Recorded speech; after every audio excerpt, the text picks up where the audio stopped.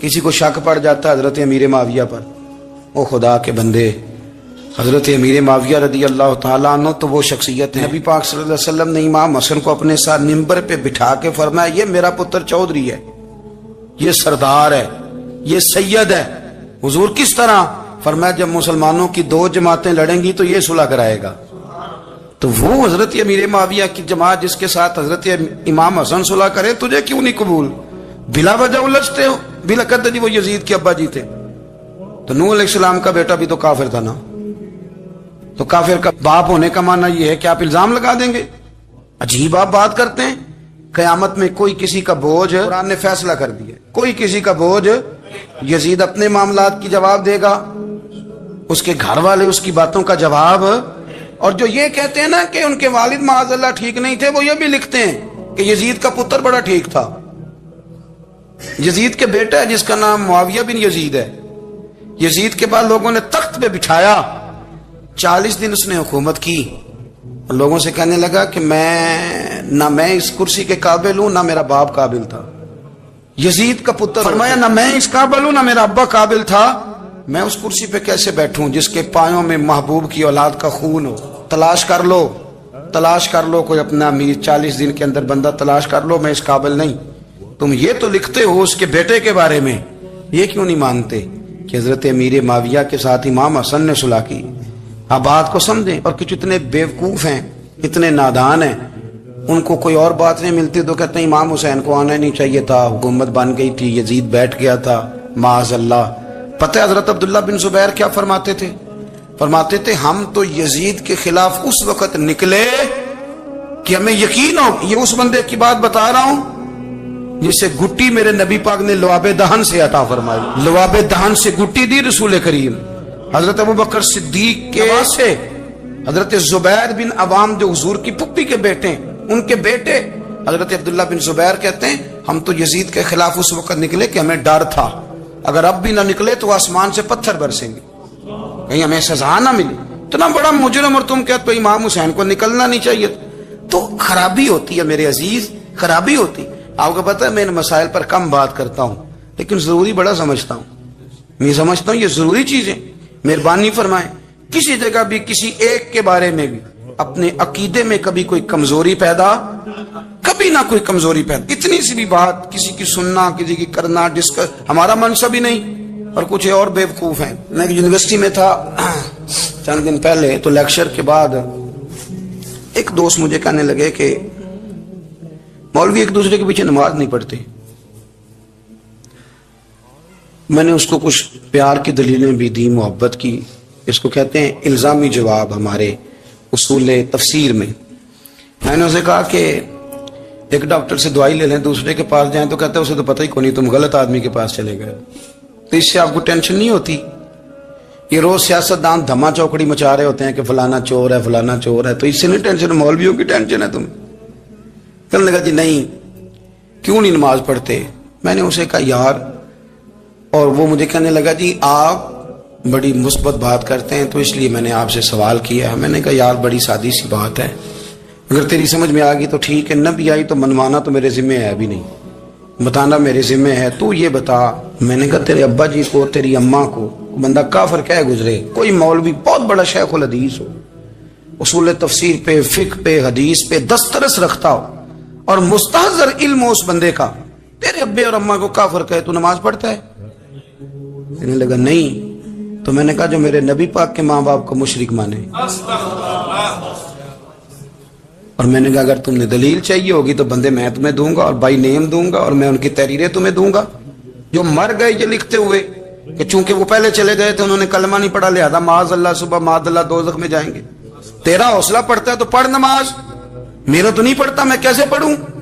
اور اس قدر کمزور نظریے کا آدمی کہ اپنے قلم سے لکھتا ہے، اپنے قلم سے اپنی کتاب میں لکھتا ہے کہ جس مچھلی کے پیٹ میں حضرت یونس نے کچھ دن گزارے وہ مچھلی جنت میں جائے گی۔ تو شرم نہیں آتی؟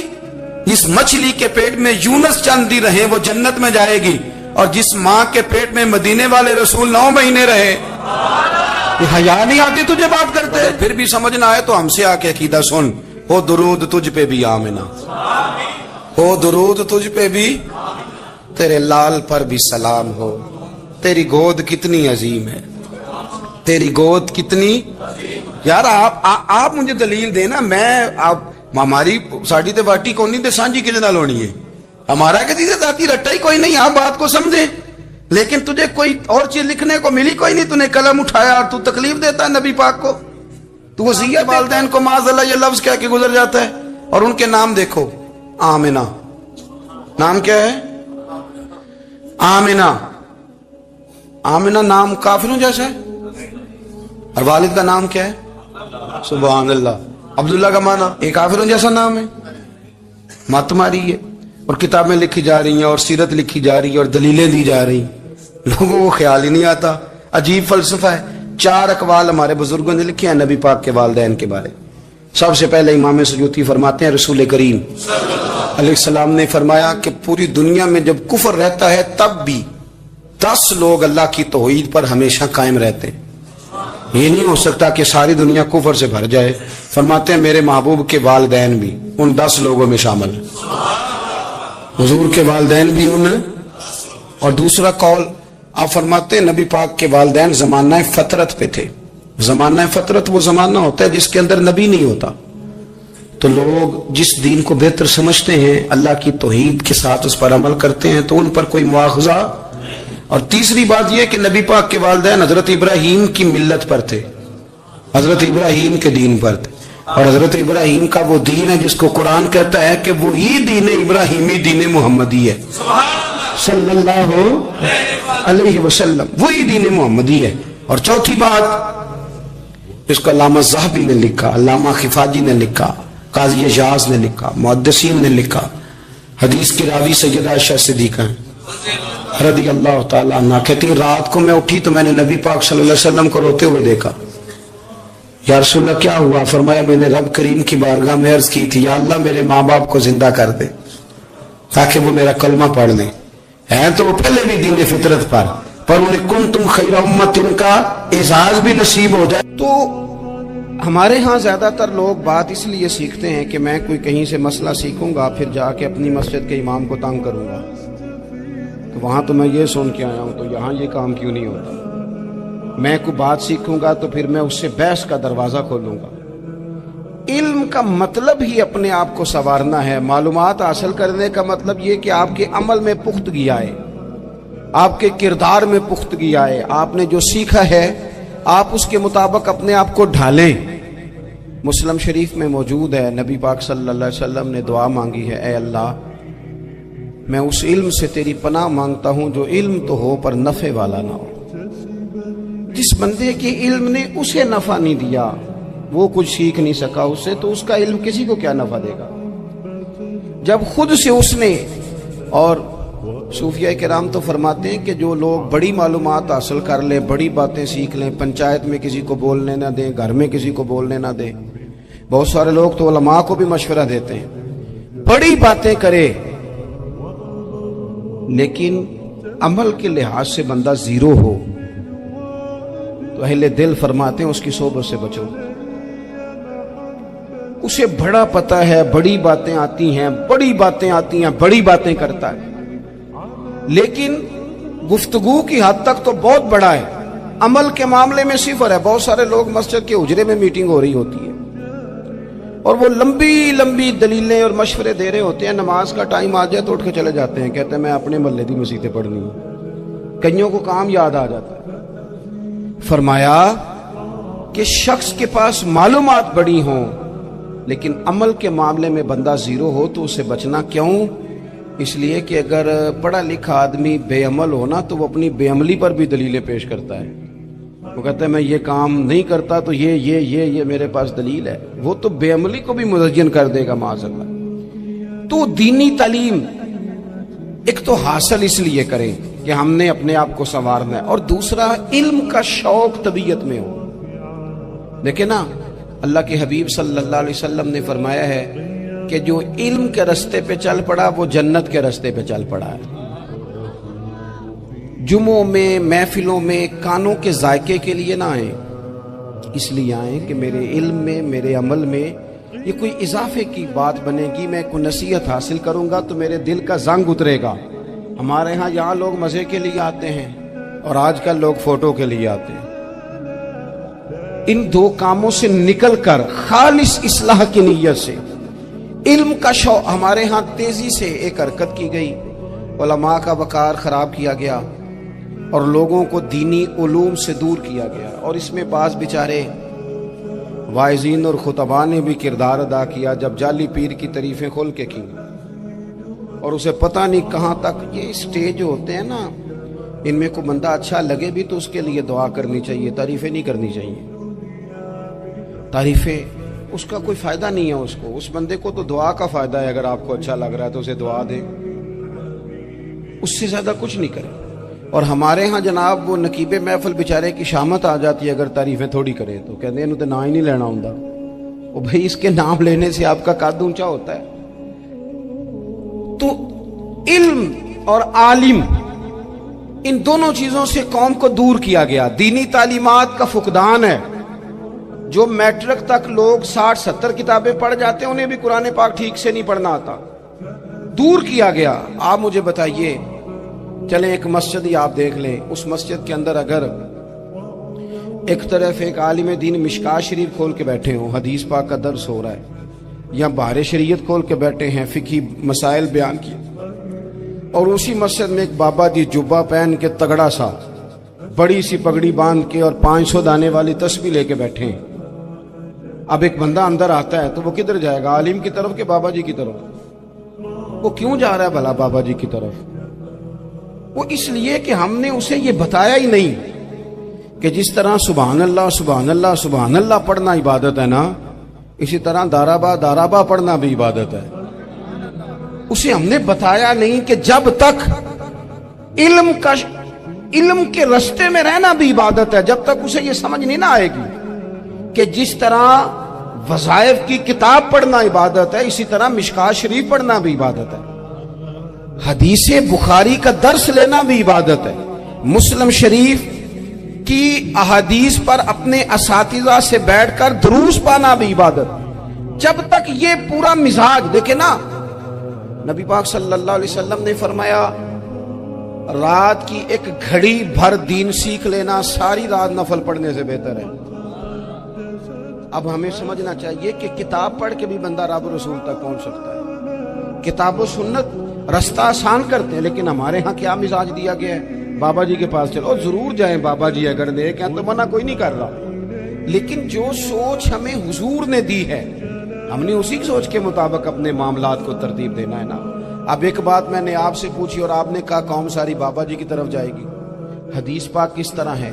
اللہ کے محبوب مسجد شریف میں تشریف لائے، دونوں جانب لوگوں کے حلقے بنے ہوئے ہیں، لوگ بیٹھے ہوئے ہیں. ایک حلقے میں لوگ اللہ کی یاد کر رہے ہیں، ذکر ہو رہا ہے. ایک حلقے میں بیٹھ کے ایک عالم کتاب و سنت کا درس دے رہے ہیں، ایک صحابی اور باقی سن رہے ہیں.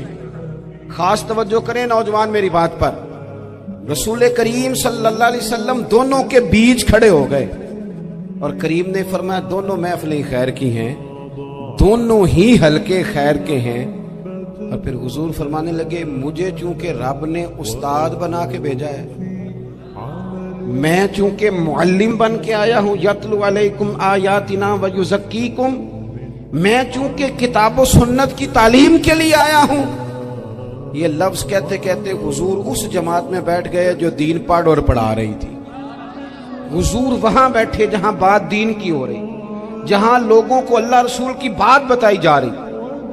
تو جمعے میں وقت پہ آئیں، اپنی دینی معلومات مضبوط کریں اور اپنے لیے مضبوط کریں. میں آپ کو بڑے درد سے یہ بات عرض کرتا ہوں، اگر دن میں 100 لوگ مسئلہ پوچھتے ہیں نا شریعت کا، تو ان میں 95 لوگ وہ ہوتے ہیں جو طلاق کا مسئلہ پوچھتے ہیں. والد صاحب نے، بیٹی کے والد صاحب نے 2 مہینے پہلے آرڈر دیا ہوتا ہے فرنیچر کا. بیٹے کی شادی ہو تو مہینہ پہلے شیروانی والے کو بھی کہنا پڑتا ہے، گاڑیاں بک کرانی پڑتی ہیں، میرج ہال بک، یہ سارے لوازمات ہم کرتے ہیں. سارا کچھ کیا، گاڑی سے گھر بسنا ہے، میرج ہال سے بسنا ہے، فرنیچر سے بسنا ہے. ہم نے سارا کچھ ان کو بتایا، لیکن کاش 2 گھنٹے بچی کسی معلمہ کے پاس جاتی، بچہ کسی استاد کے پاس جاتا، نکاح طلاق کے مسئلے بھی سیکھتے.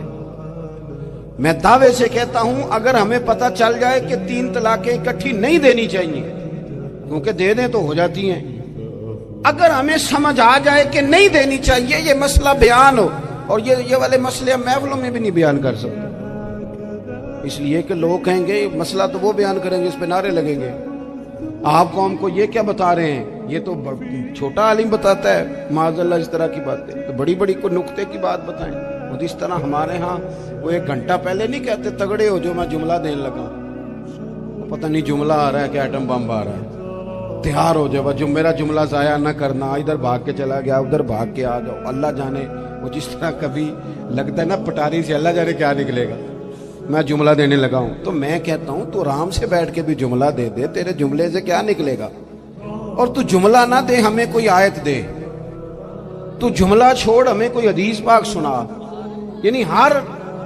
نقیب، ہر خطیب، ہر نعت خواہ اٹھ کے کہتا ہے سارا قرآن ہی حضور کی تعریف ہے، اور بھئی اگر سارا قرآن حضور کی تعریف ہے تو چند آیتیں پڑھ دے پھر تو بھی، تو نے پڑھی تو ایک بھی نہیں اور تو کہتا جا رہا ہے سارا قرآن ہی حضور کی تعریف ہے، یہ والی تعریف بھی تو سنانا قوم کو، جو یہ بچے ان کے استاد انہیں سکھا رہے ہیں اور یہ سیکھ رہے ہیں، اس طرف بھی تو سفر کریں۔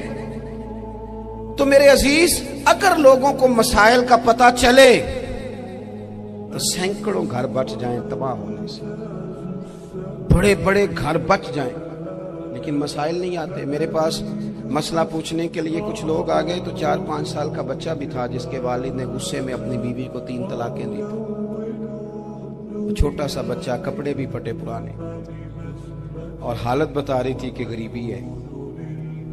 تو جب میں نے مسئلہ بتایا کہ 3 طلاقیں ہو گئی ہیں تو واپس جانے لگے، تو بچہ مجھ سے کہتا ہے دیہاتی آدمی، تو کہنے لگا مولوی صاحب میری اماں تے نانی کہنی اسن پوچھ کے آئی آپ کہ ہن اسی لہدا لہدا ہی رہنا ہے۔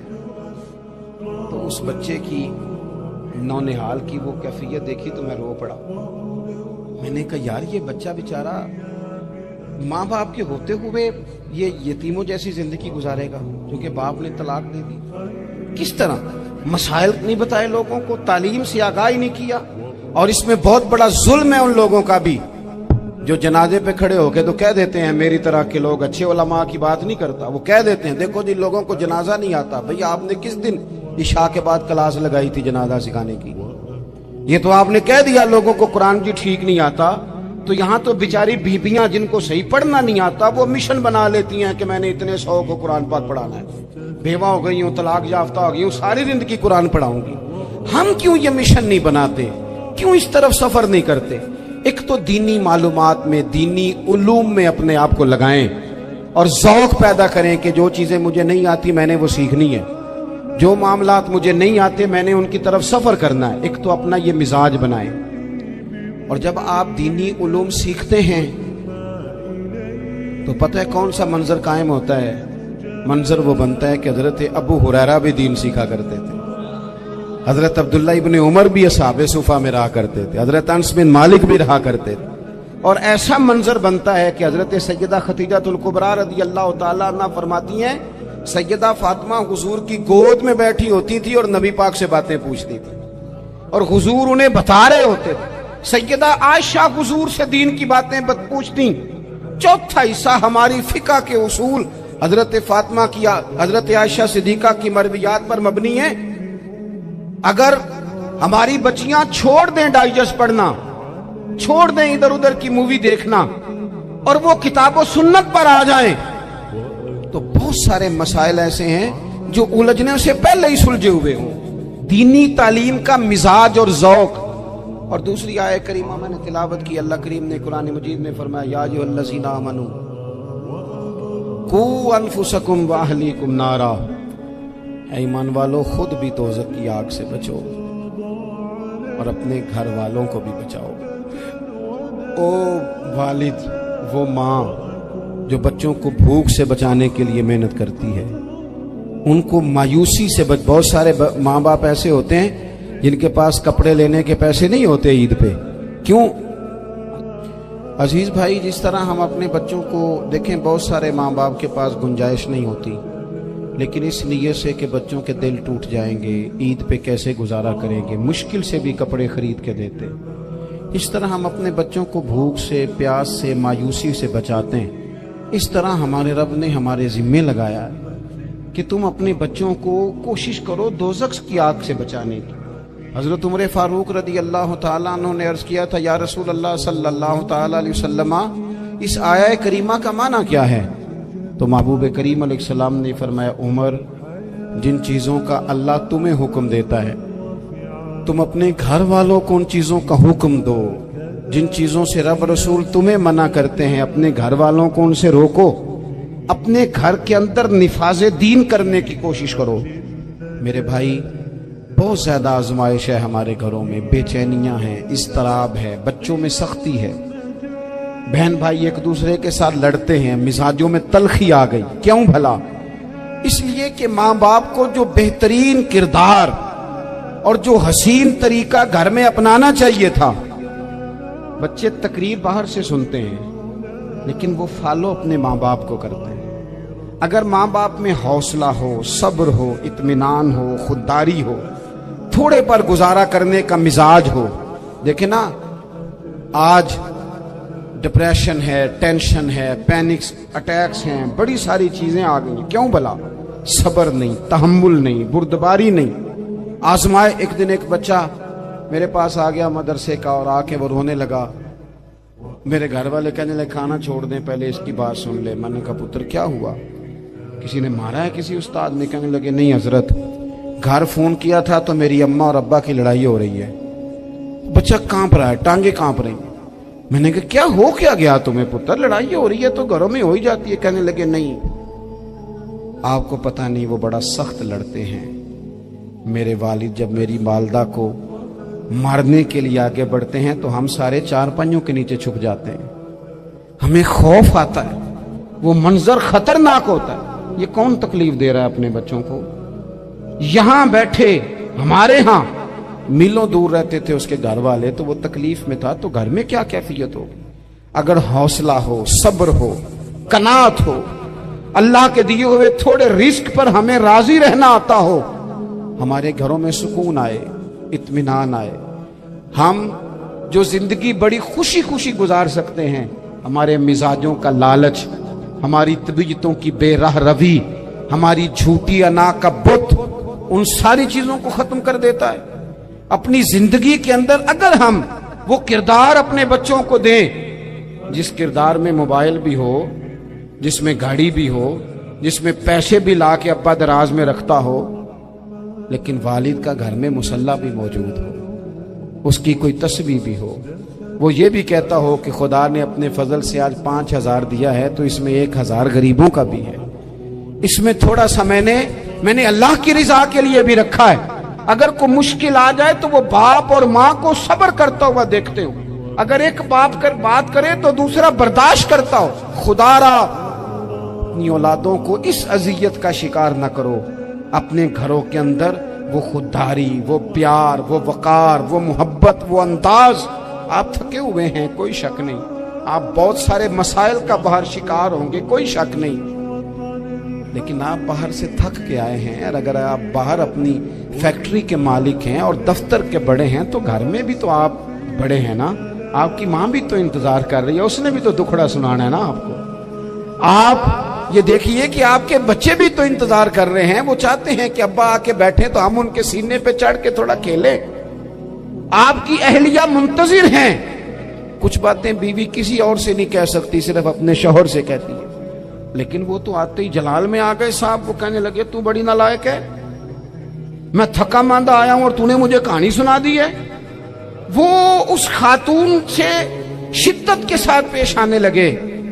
میرے رسول پاک کی حیات نور کو دیکھو، حضرت ام ایمن حضور کی رضائی والدہ ہیں، ان کی بھی خدمت ہو رہی ہے، حضرت حلیمہ سعدی آ رہی ہیں تو خدمت ہو رہی ہے، حضرت عباس حضور کے چچا ہیں تو کریم فرماتے ہیں میرے چچا ہیں باپ کی جگہ پہ، حضور دوست احباب صحابہ غلاموں سب کے ساتھ پیار کر رہے ہیں، 9 ازواج مطہرات ہیں گھر کے اندر، اور کیفیت یہ ہے کہ حضور صرف ان کی ضرورتوں کا ہی خیال نہیں کرتے، خواہشات کا ہی خیال نہیں کرتے، بلکہ میرے کریم کا طریقہ یہ ہے کہ کوئی بندہ آج بول کیا رہا ہے، وہ کہاں کھڑا ہے، آج اس کے جملے کس طرح کے، اس کا لہجہ کس طرح کا ہو گیا ہے اور اسے ٹھیک کیسے کرنا ہے.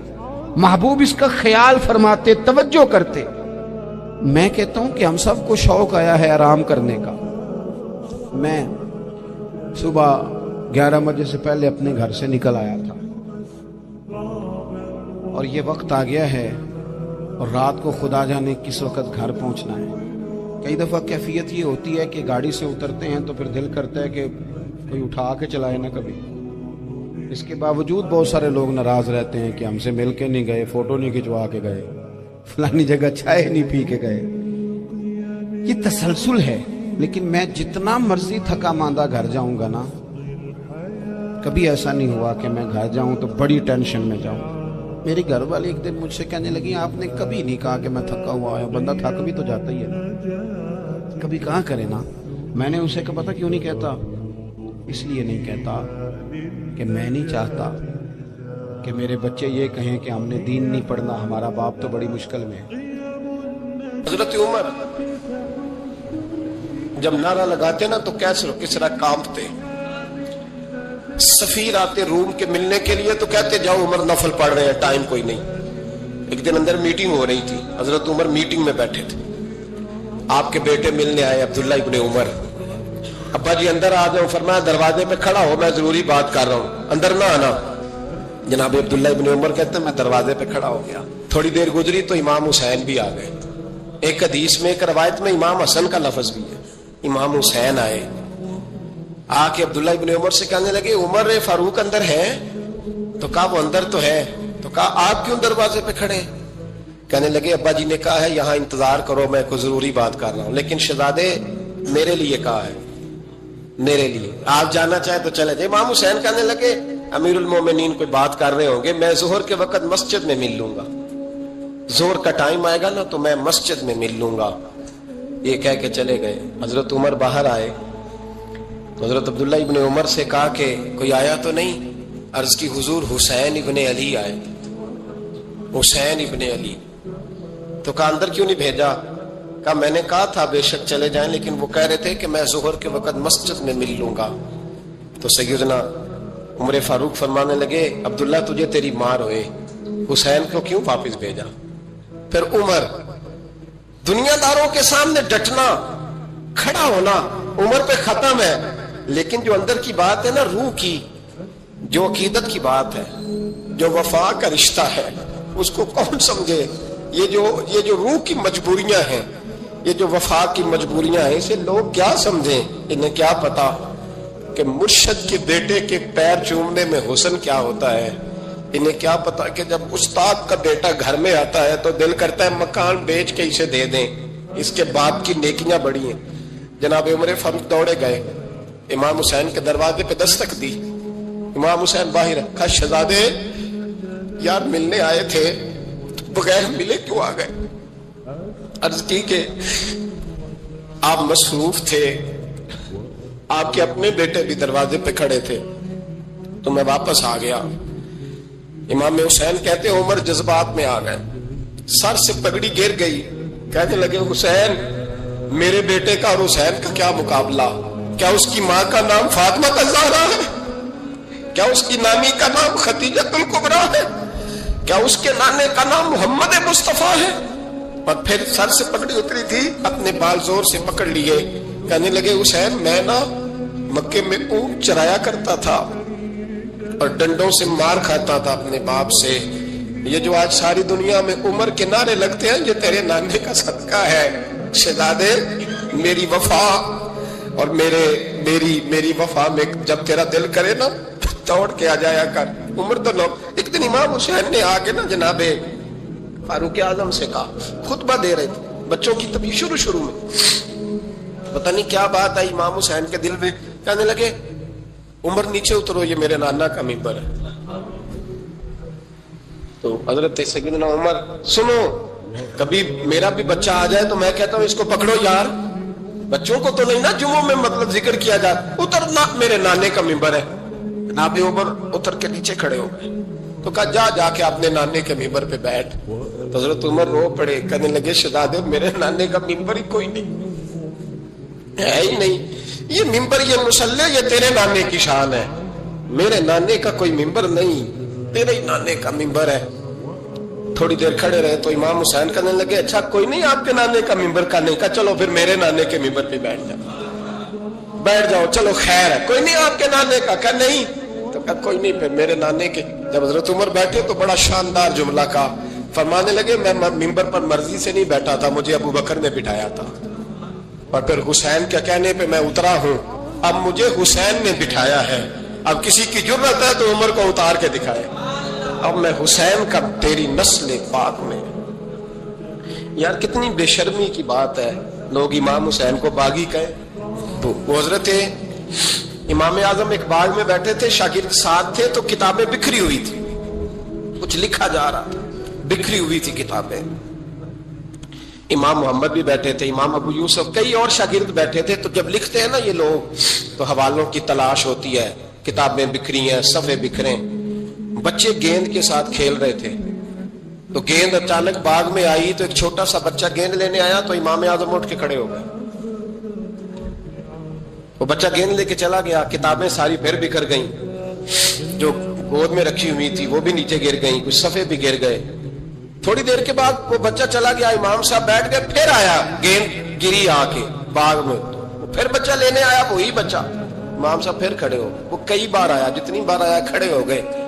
कई लोग सब्र नहीं कर पाते, जल्दबाज होते हैं आजकल के शागिर्दों की तरह। तो एक शागिर्द बोल पड़े, कहने लगे हुजूर वो तो बच्चा है, 100 दफा आएगा, अब 100 दफा खड़े होंगे। फरमाया तू 100 की बात करता है, ये 1000 दफा भी आया तो मैं खड़ा हूँ। कहा हुजूर बच्चा है, आप क्यों खड़े हो गए? फरमाने लगे मामूली बच्चा नहीं, मेरे उस्ताद का पोता है, तो जिसने मुझे अल्लाह रसूल का नाम बताया उसका पोता है, तो मैं खड़ा ना हूं। अगर उस्ताद के पोते का जब अदब है तो बताओ मोहम्मद अरबी के नवासों का क्या अदब है? रसूलुल्लाह सल्लल्लाहु, लोग समझते हैं हम कायल नहीं है वो वाली शहादत बयान करने के जिसमें कहते हैं हाय हुसैन तो सकीना तो ज़ैनब। हमारे बुजुर्गों ने हमें ये सबक, हमारे बुजुर्गों ने हमें बताया कि इमाम हुसैन की शहादत इस तरह बयान करो कि नौजवानों में जज्बा जिहाद पैदा हो, औरतें सब्र का पहाड़ बन जाए, इस तरह शहादत हम वो वाली। लेकिन एक बात जरूर ज़हन में रखें, ये जो लोग कहते हैं ना बड़े मजलूम थे, पानी नहीं आ सका, मेरे से हवाला देखे जिसने देखना है, मेरे से हवाला देखे, मेरे से। हजरत इमाम हुसैन मैदान करबला में थे, तो थोड़ी सी जगह खोद के ना इमाम हुसैन ने तो खंदक खोदी। खंदक खोदना अरब का रिवाज था, मदीने में भी खंदक खोदी गई, उसका नाम ही जंगे खंदक। तो खंदक खोद के ना आग जलाई जाती थी, ये हिफाजत का एक जरिया था ताकि दुश्मन ना आए। तो इमाम हुसैन ने अपने खेमे के सामने खंदक खोद के उसमें आग जलाई ताकि पर्दा रहे, औरतों के पास को दुश्मन ना आए। तो एक शख्स सामने खड़ा होकर कहने लगा हुसैन तूने दुनिया में ही आग जला ली है? माज़अल्लाह सुम्मा माज़अल्लाह, कहने लगा आगे तो आग मिलेगी, यहां जला ली है? तो इमाम हुसैन कहने लगे मैं हुक्म देता हूं आग को कि तुझे अभी पकड़ ले। लोग कहते हैं मजलूम थे, मैं हुक्म देता हूं आग को तुझे अभी पकड़ ले। ये लफ्ज इमाम हुसैन ने कहे। मैं 3 किताबें तो मेरी लाइब्रेरी में अभी हैं जिनमें हवाला है, 3 कुतब से, और आज कल परसों की किताब नहीं, सैकड़ों साल पुरानी। जब कहा ना मैं हुक्म देता हूं तो वो आदमी घोड़े से नीचे गिरा, घोड़े से नीचे गिरा, और घोड़े की रिकाब के अंदर उसका पैर उलझा, घोड़ा डर के इतना दौड़ा कि जाके उस आदमी को आग में फेंक दिया। इमाम हुसैन के सामने जल के मर गया। ये हुसैन इब्ने अली है, ये अभी हुक्म देते तो फरिश्ते अभी आ जाते, ये अभी बात करते तो सारी दुनिया की फौजें अभी इकट्ठी हो जाती, ये अभी हुक्म देते तो अभी आ जाते। और सुनो, अगर जनाब इस्माइल के लिए दुम्बा आ सकता है तो वो तो हजरत इब्राहिम के बेटे थे, और ये तो मुस्तफा की औलाद है, इनके लिए क्या कुछ नहीं हो सकता। लेकिन इमाम हुसैन ने पसंद किया था करबला के जिहाद, इसको पसंद किया था मौला अली ने, वो अपनी पसंद पे थे।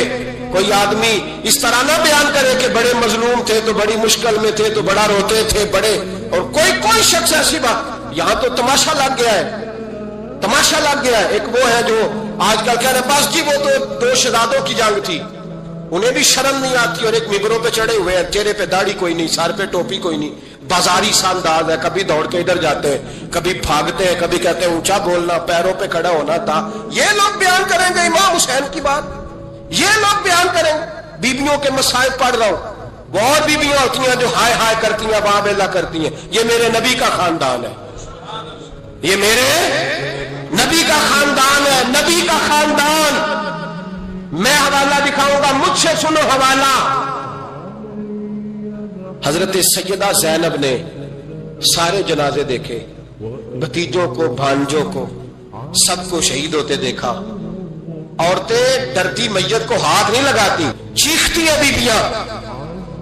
لیکن حضرت جناب زینب نے پتہ کیا دیکھا تھا؟ تو سننا ذرا.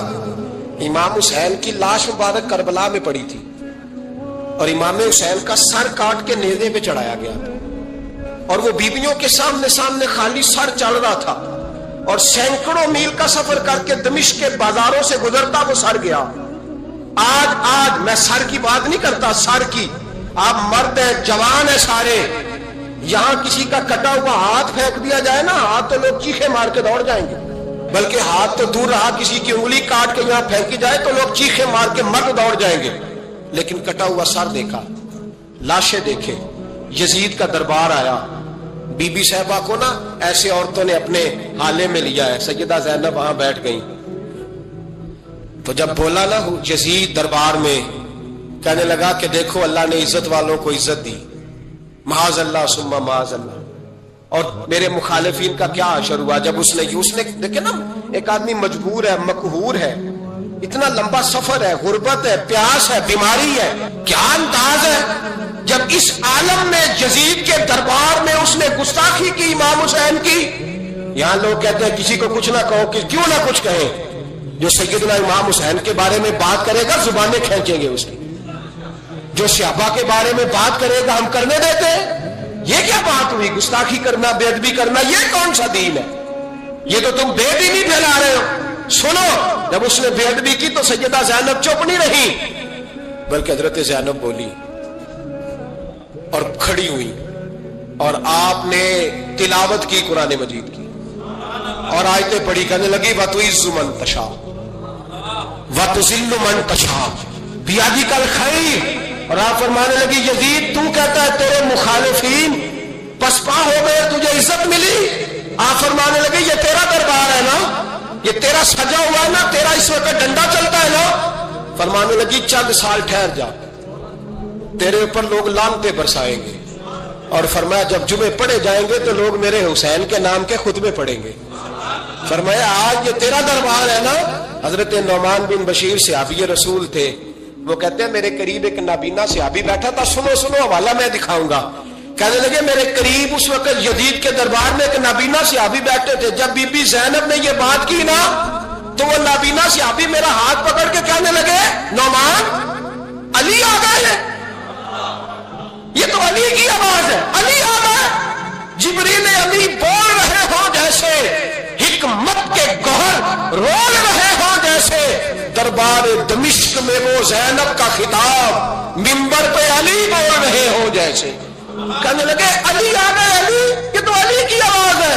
جناب نعمان بن بشیر کہنے لگے نہیں، علی جب بولتے تھے تو بڑا رنگ ہوتا تھا، ابھی تو زینب کھل کے بول ہی نہیں رہی، ابھی تو زینب ستائی ہوئی ہے، ابھی تو زینب زخم کھا کے آئی ہے، ابھی تو زینب پیاسی ہے. کاش زینب تر و تازہ ہوتی تو زینب خطبہ پڑھتی تو علی کی طرح گرجدار آواز نکلتی. یزید کے محل کانپتے، جبریل امین بول رہے ہوں جیسے، حکمت کے گوہر رول رہے ہوں جیسے. دربار دمشق میں بی بی زینب کا خطاب منبر پہ علی بول رہے ہوں جیسے.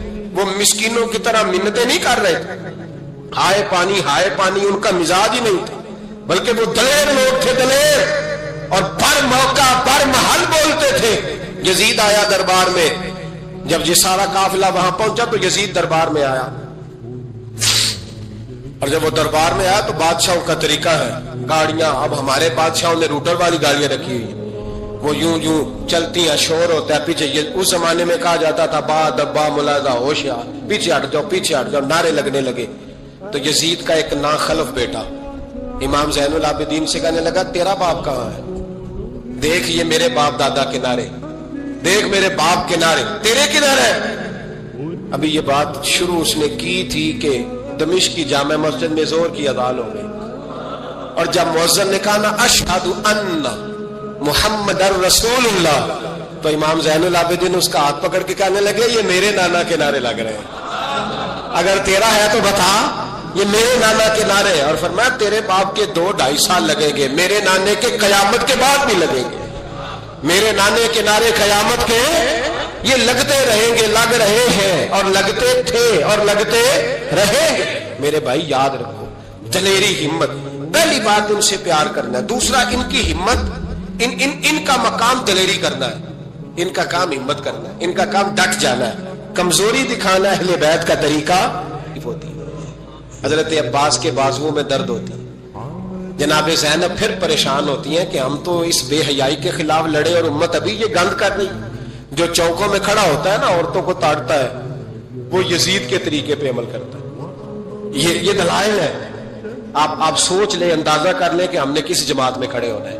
اس لیے گند سارا نکالیں۔ امام حسین کا ایک پیغام آج اپنانا بڑا ضروری ہے۔ امام حسین نے سر سجدے میں کٹایا اور قرآن کی تلاوت نیزے کی نوک پہ بھی جاری رہی ہے۔ اس لیے آج کم از کم 10 نفل امام حسین کی سنت سمجھ کے ضرور پڑھیں گے انشاءاللہ۔ جنہوں نے روزہ رکھا ہے بڑا اچھا کیا ہے، چلو جو نہیں رکھ سکے پھر بھی نفلی ہے، کوئی فرض نہیں۔ کم از کم 3 دفعہ سورت یاسین کی تلاوت آج ضروری ہے امام حسین کے لیے، کریں گے انشاءاللہ تعالی۔ اگر وہ نیزے کی نوک پہ پڑھ سکتے ہیں تو آپ ان کی خاطر بھی تو پڑھ ہی سکتے ہیں نا۔ تو بہت ضروری کام آج نفل پڑھنا ہے اور بہت ضروری کام آج قرآن پاک